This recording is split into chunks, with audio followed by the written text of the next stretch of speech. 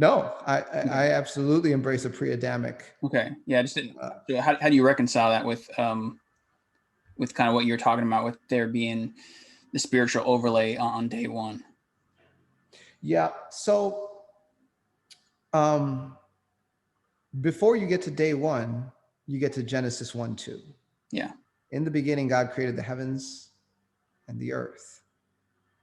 And the earth was formless and void, and the Spirit of God hovered over the waters. That's there before God says, let there be light.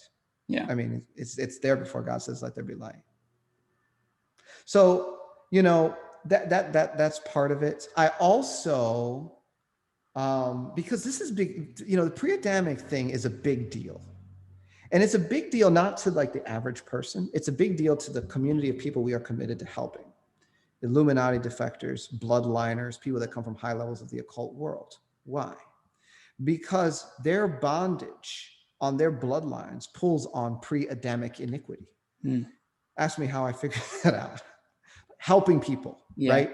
Like getting my hands dirty and trying to figure out how to get people out of their situation that's uncomfortable. And it was like, wait, in order to relieve you of this problem, we actually have to use language that addresses pre-Adamic iniquity.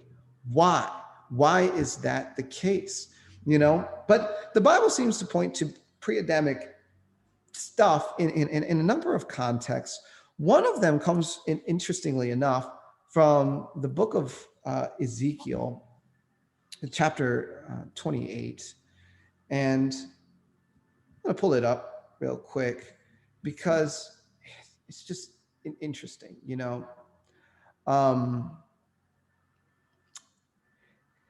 The Bible's talking about God throwing the king of Tyre out of heaven, who is understood to be Lucifer. It says in verse 14 of Ezekiel 28, you were the anointed cherub who covers, I established you, you are on the holy mountain of God, right? This is a pre-Adamic conversation. He was on the holy mountain of God. God threw him out. But when we get to verse 17, it's so interesting. It says, your heart was lifted up because of your beauty. You corrupted your wisdom for the sake of your splendor. I cast you to the ground. I laid you before kings that they might gaze at you. Wait a minute. I thought we were talking about a pre-Adamic context conversation with Satan as a cherub on the mountain of God. Who are these kings? Voila. So there are kings that pre-exist the Garden of Eden and Adam. Who are they? Right? I think they're different groups. I think that this would include the Anunnakis, Enki, Enlil, some of these guys. Like, you know, there's stuff that happened with other planets. Like, there seems to be a lot of history. You know, the Bible doesn't necessarily give us everything that's ever happened. It gives us what we need to know to connect to God. But the Bible has these smoking guns. And I'll tell you, when you hit the ground and you are doing that frontline ministry and actually seeing what it takes to get people free, you realize there is a need to resolve pre-Adamic iniquity in order to break certain things off of people's lives. And I absolutely embrace that, even though I do look at, you know, and I'll just say this. It doesn't bother me to think that some of the pre-Adamic history is happening at a higher frequency and on a higher dimension. In other words, not in a physical 3D experience. Okay. That's really what I was getting at, and that's kind of how I had reconciled it in my mind. So it's good to hear you say that. But I'm curious because I just have to ask, because you talk about deliverance and iniquity being, you know, that we're dealing with now, people that you know delivering are dealing with from a pre-Adamic race. So how is that passed on from a pre-Adamic race to someone now that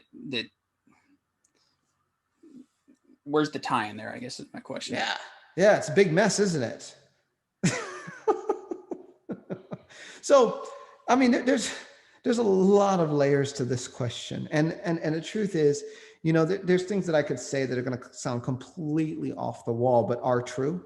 And there are things that I can say that are true and make more sense to the person that's going to be listening to this. One of the ways that you're bringing in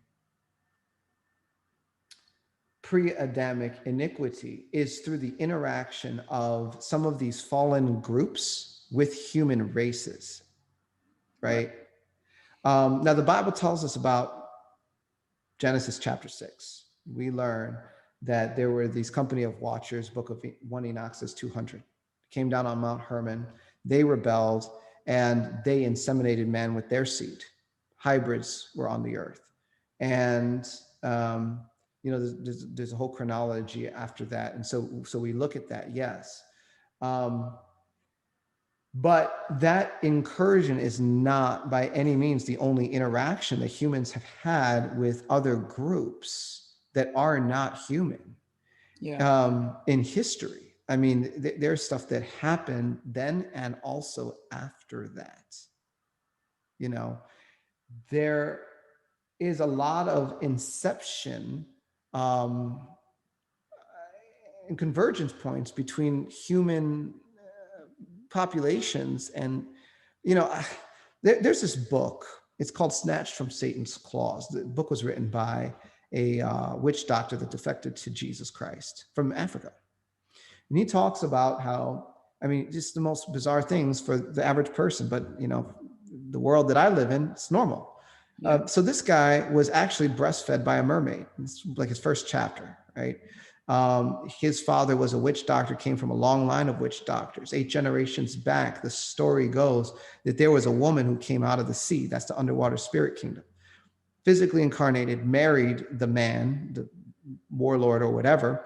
And she was the mother of the next generation. And for 7 generations, people are borrowing on the genetics from this female entity that comes from the underwater spirit kingdom. And they all have magical powers. Yeah. And it's like, oh no, this is common knowledge. This is exactly what happened. For them, for us in America, we're like, oh, these guys are, a few crayons short of a crayon box. It's just like, it doesn't register with us.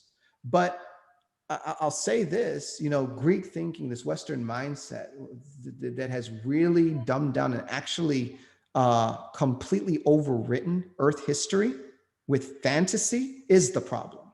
Yeah. The fantasy is the idea that other groups and entities have not been interacting with Earth for thousands of years. The truth is that there have been a lot of incursions between angels, fallen angels, Earth entities, all kinds of stuff for thousands of years. And those that are illuminated are participating in this world. Yeah. A whole big part of like the Nazi thing, they were looking to interact with the Nordics. That's why they were up in Antarctica. Well, yeah, wherever the Dalai Lama sits, I forget, mountain range, Tibet. They did this expedition to Tibet. They're looking for how can we connect with this group, this race that lives inside of the earth called the Nordics. They didn't believe that was fantasy. They based a whole lot of stuff on their beliefs. So I have a term I coined. I call it the false reality overlay. The false reality overlay is basically what locks us into a very basic 3D limited viewpoint of what humanity is, what this earth experience is. And it's largely defined by what we learn in school. Textbooks written by people that really, they don't know what they're talking about. And the real history is hidden, secret, covered up, and known to those who are in the occult, those who are the initiated, and those who are interacting with it for power and gain. And, with that said, you ask, how do you have this pre-Adamic iniquity entering in? Well, it's largely through these interactions between human populations and other groups. Yeah. That's where it comes from. I have a prayer in my book, Prayers That Shake Heaven and Earth. We're not really talking about that much, but I have 2 books, and I have a third one coming out called Extreme Prayers That Shake Heaven and Earth. So this is the first one. This is the basic stuff. This book, I have a prayer. It's called Freedom from Non-Human Bloodlines. Every single bloodline listed in a table has resulted in a massive deliverance with manifestation for thousands of people all over the world. Let me give you a list of some of those bloodlines. Anunnaki bloodline, Martian bloodline, Venusian bloodline, vampire bloodline. These are not fiction. These things, we've even gotten people delivered from the elven bloodline. Elves are not fake. And so, you know, I mean, I just refuse to sit under a false reality overlay, my friend. And people look at me like, oh, this guy's really nuts. Except for the people that came out of this world and they're like, this is the only guy that can help me because he gets it. And I'm like, you know, I'll do that. I'll be crazy for Jesus. Yeah. I'll go off on a limb and just embrace the truth on the most ridiculous things if it leads to someone's deliverance, salvation, and inner healing. I'll pay the price. Yeah. Yes, sir.